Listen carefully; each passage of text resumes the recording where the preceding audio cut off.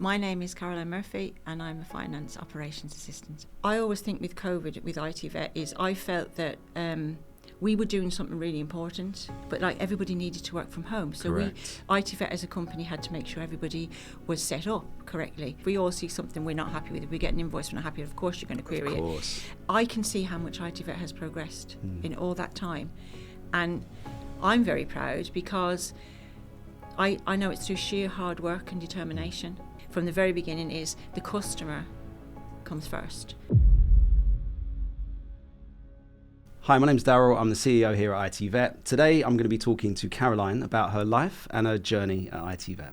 So first question, the only question I have for you is, do you remember the first time we met? I certainly do, yeah, which is, 10 years ago. Because I'm here in England on my own, let's say, and my family are in Ireland, ITVET have become my family, if that makes sense. So prior to ITVET, prior to that first day starting 10 years ago, it's not because you haven't aged a day. So let's go back to what was life like before ITVET? Okay, working since I was 14. My siblings, my mum and dad, just hard workers. And that's probably all I've known, really. We had a pub for a while, which means that you interact with people, you meet people. I'm used to kind of dealing with people, and I know how important it is to have that relationship with customers. Grew up in a kind of farming background. Yeah, and I was just going to say on that, because I remember you telling me stories about your dad and the farm and getting up at what time in the morning? He gets up still, he's 83. Still, he goes out. Now he does have people working for him, so he's kind of like the foreman at the moment, you know. But so he should be at that age. He should be. But we like him to have something to get up for in the morning, because he's known that all his life. So that's kind of instilled in us that you put the best you can into whatever you're doing. Definitely. Yeah. I see that in your work ethic, Caroline. Honestly, I hope so. I've always said to you, I think you're one of the hardest working people I've ever met. I promise you. Thank you. The graft, as we call it. You're a grafter. Yeah. You're a real grafter. When I've worked for people, I've worked for them for long periods of time. Yeah. I'm not somebody that just goes in. So when I'm in, I give it my all. I really love the interaction with clients and with customers, and I think that's really important. Definitely. Yeah. So finance has been my path, you could say, for most of my. And this is great. And did you notice a difference, obviously, coming from your brother's company, which is a family-run business, to coming over to ITVET? I mean, did you see any similarities there? Or? I could see that thing of like a family-orientated business, as in everybody worked with each other, and you don't often find that in a lot of places. And everybody gelled together. Everybody communicated together. Everybody kind of had your back, as in, and you knew how to work hard. I knew straight away that ITVET was the sort of place that a lot was expected, that you worked hard. Equally, we have events, we have different things. We did a lot before COVID, let's say, for example, and things like that. So you became part of something that you felt you were a part of. Yeah. Which I think makes you want to do the best you can. Yeah, I think that's really important as well. You said about the support there and having support of teammates. I think that's so important. Oh, yeah. So it's really good to hear that obviously you've seen that we are very good at communicating with each other and events. So we talked about COVID there. Obviously, everybody's life changed, I think, around that time. And I think ours did too. So obviously you were used to coming in the office every day. So then COVID happened and obviously it changed everything. And then we started to work from home and do remote working. So how did you find that? How did you find the transition? I found it fine. I first of all, I found it difficult that you weren't around people as such. But then I always think with COVID, with ITVET, is I felt that we were doing something really important, that at that time it was crazy, as everybody knows, it was crazy for everybody, but like everybody needed to work from home. So ITVET as a company had to make sure everybody was set up correctly. So the first initial few months was crazy for ITVET. I mean, you worked a long time, you worked long hours to make sure people got what they wanted to. We've all experienced that thing, Daryl, where we've had an issue with, say, bills or whatever, and you try to get through to somebody, and it's like your caller 278, and you're thinking, seriously? And it's, can you press this option? But I think with ITVET, I know I try to, if a client contacts us, get back to them straight away. Yeah, it's so important. Where do you think that comes from? Where do you think? I think it's been instilled in me, probably in my family, because we've always been of course, we had a pub, so we dealt with the public type of thing. And then my brothers, the businesses they're both in, one's in construction, one's in transport, they deal with people all day, every day. So I suppose as a family, we've always been the sort of family that we're quite private, but at the same time, if you need anything, you go to the Murphys type of thing, if that makes sense. That. Yeah, so yeah. It's always been instilled in me by my parents that if you can do anything to help somebody, you do it.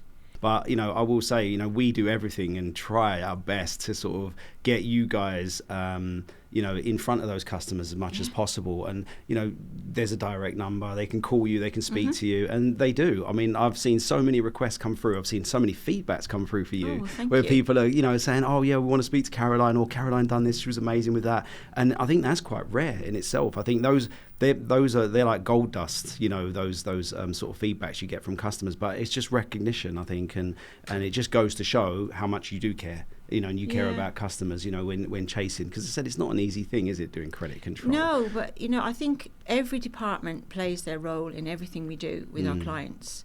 So it's up to everybody to give back to the client. Because if you provide, which I think ITVET does, a really professional service, they know what they're doing, they're giving you great advice, and then it's after that then, you look after them, because they deserve it.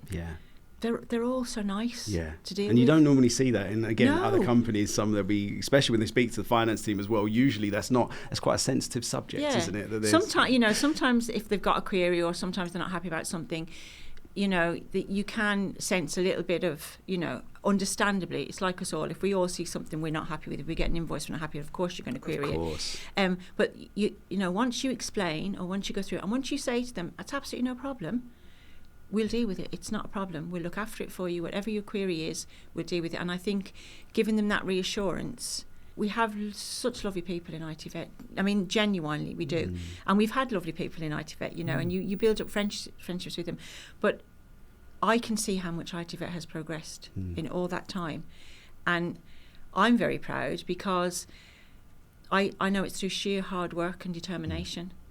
And that's kind of, it's the mantra really that that's what yourself and Richard have always, I feel myself anyway, from the very beginning, is the customer comes first.